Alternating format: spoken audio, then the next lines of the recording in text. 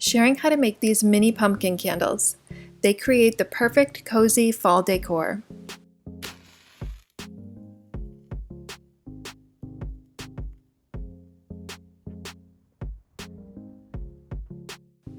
I started by hollowing out my pumpkins, which turned out to be a lot harder than I thought. Mini pumpkins seem almost harder to cut through than the big ones. First, I used a round cookie cutter and pounded that into the top of the pumpkin to create sort of a guide. Then I used a knife to cut around the top.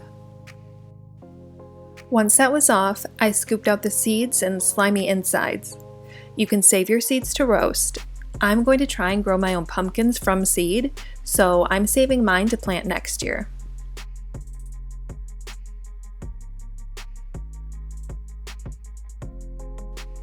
I also cut the top off some of the pumpkins and then scooped out the insides from there. This will give your candles a wider border at the top, which is a nice look.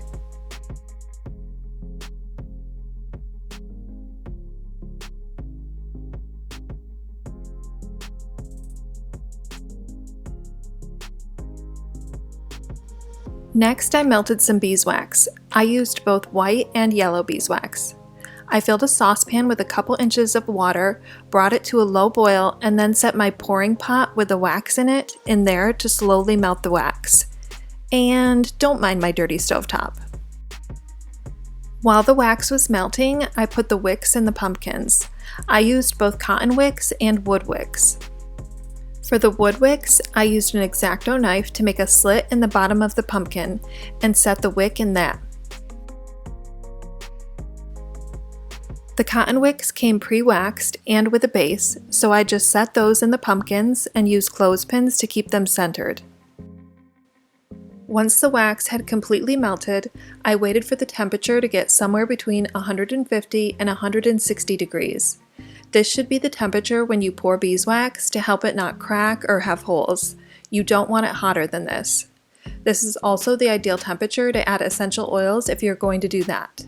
And I love essential oils, so I added some to mine. Then I poured the wax into my pumpkins. You should try and do one smooth pour if possible. I wasn't sure how full to do mine and how far the wax would go, so I didn't do that. A few of mine weren't completely smooth on top, and I'm not sure if it's because I didn't do one smooth pour or something else. And I might have poured when it was a little too hot with the white beeswax because it was school pickup time for my kids, so I was rushing.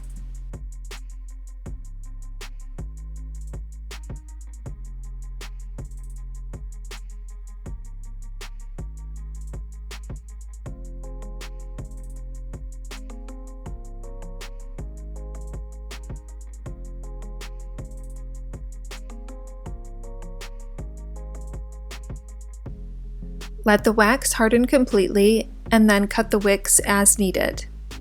And then enjoy your candles. For safety, it's best to burn these candles on a small dish, and as always with candles, don't leave them burning when you're not around. And since these are real pumpkins, they don't last forever, so keep that in mind when making them.